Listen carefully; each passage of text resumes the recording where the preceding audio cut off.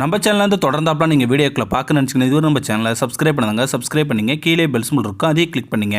சரி வாங்க நம்ம வீடியோக்குள்ளே போகலாம். ஒரு கிராமத்தில் கொல்லன் ஒருவன் வாழ்ந்து வந்தான். இரும்பு சாமான்கள் செய்து விற்று பிழைப்பு நடத்தி வந்தான் கொல்லன். அவனுக்கு அன்பு அழகும் நிறைந்த மனைவி இருந்தாள். அவன் வாழ்க்கை உழைப்பு, காதலும் ஊடலுமாக மகிழ்ச்சி வெள்ளமாய் ஓடிக்கொண்டிருந்தது. கொல்லம்பற்றை தொழிலில் ஒரு சமயம் நலிவுற்றது அந்த கொல்லனுக்கு. அன்றாட உணவுக்கே வறுமை என்ற நிலை வந்துவிட்டது கொல்லனுக்கு. கொல்லன் சோகமாக உருவாகிவிட்டான். அதை கண்ட மனைவி ஆறுதலாய் பேசினாள். எதுக்குங்க கலங்குறீங்க? இந்த தொழில் இல்லைன்னா என்ன? பக்கத்து காட்டில் போய் விறகு வெட்டி அதை அக்கம் பக்கத்து கிராமத்தில் விற்றா 4 காசு கிடைக்குமே, அதை வச்சு ராஜாவாட்ட வாழலாமே என்றாள் மனைவி. புது நம்பிக்கை பிறந்தது. புது உற்சாகம் வந்தது அந்த உள்ளத்தில். கொல்லன் இப்போது விறகு வெட்டியானான். அந்த தொழிலில் ஓரளவு வருமானம் கிடைத்தது. வீட்டில் தினமும் சோளக்கஞ்சி கொள்ளு துவையலும் கூடவே மனைவின் சிரித்த முகமும் கூட. கனிவான கொஞ்சலும் அவனுக்கு ஓரளவு மகிழ்ச்சி தந்தாலும் சற்றே சோகமாய் இலையோடு இருந்தான் அந்த கொல்லன். ஒரு நாள் ஊடலும் சரசுமாய் இருந்த வேளையில் மனைவி கேட்டாள், மாமோய், இன்னும் உங்கள் மனசு ஏதோ சோகமாய் இருப்பது போல தெரியுதுங்க என்று கேட்டாள் மனைவி. விறகு வெட்டியானான் நம் கொல்லன் சொன்னான்.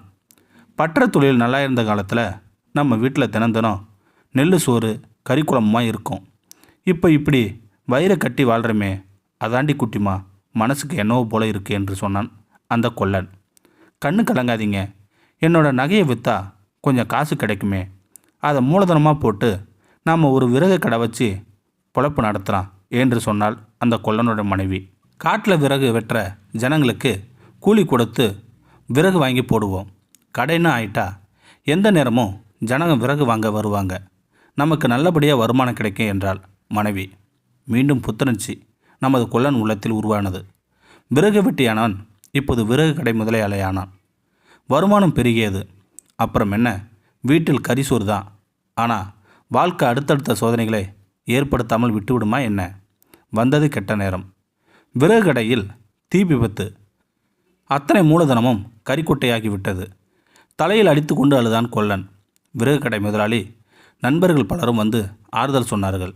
கலங்காதே நண்பா, மறுபடியும் விறகு வெட்டி வாழ்க்கை நடத்து, எதிர்காலத்தில் ஏதுவாது நல்லது நடக்கும் என்றார்கள் அந்த கொல்லன் நண்பர்கள். மனைவி வந்தாள். கண்ணீரை துடைத்தாள். அவனை தலையை சேர்த்து நெஞ்சோடு கட்டி அணைத்தாள் அந்த மனைவி. கண்ணீர் மல்க சொன்னால் மனைவி, இப்போ என்ன ஆயிடுச்சுன்னு அலறீங்க? விறகு எரிஞ்சு வீணாவதானே போயிடுச்சு, கறியாத்தானா இருக்கு, நாளையிலிருந்து நாம் கறி வியாபாரம் பண்ணுவோம் என்று சொன்னால் அந்த கொல்லனின் மனைவி. கொல்லன் தன் தலை நிமிர்ந்து அவளின் முகம் பார்த்தவன். மீண்டும் வாழ்வில் ஒளி தெரிந்தது.